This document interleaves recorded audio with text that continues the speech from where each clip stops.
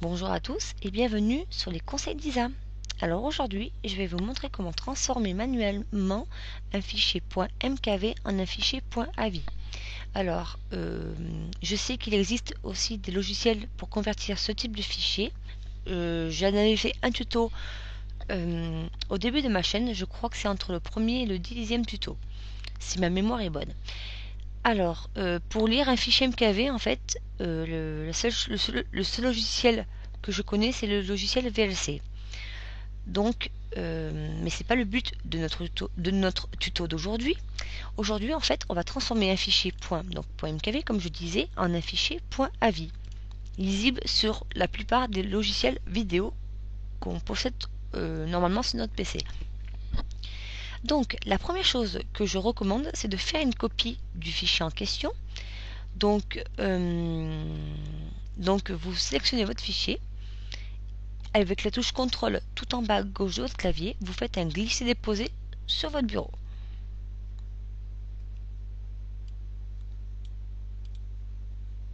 Voilà. Donc là, ça se copie.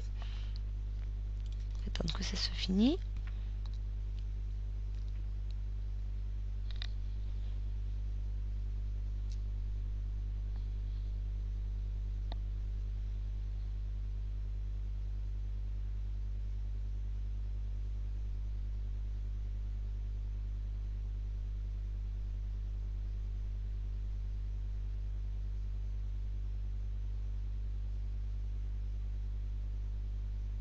Donc ça copie toujours apparemment.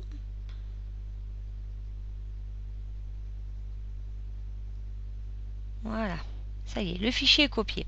Donc je vais prendre par exemple la copie, par exemple. Il suffit de le sélectionner déjà, de faire bouton droit, renommer, d'aller jusqu'à de laisser le point de juste sélectionner MKV et à la place vous tapez AVI et vous faites entrée. Donc là on vous dit un petit message d'avertissement. Donc si vous modifiez l'extension d'un fichier, le fichier risque d'être inutilisable. Voulez-vous vraiment modifier l'extension? Ben oui, d'où l'importance d'avoir fait une copie. Et magie, le fichier se transforme en AVI.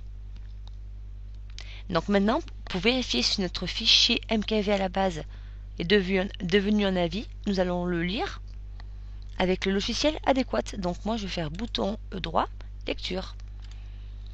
Donc avec le lecteur Windows Media. Voilà. Nous voyons que par quelques secondes, le fichier en question fonctionne très bien. Voilà. J'espère que ce petit tuto vous a plu et je vous dis à bientôt sur les conseils d'Isa.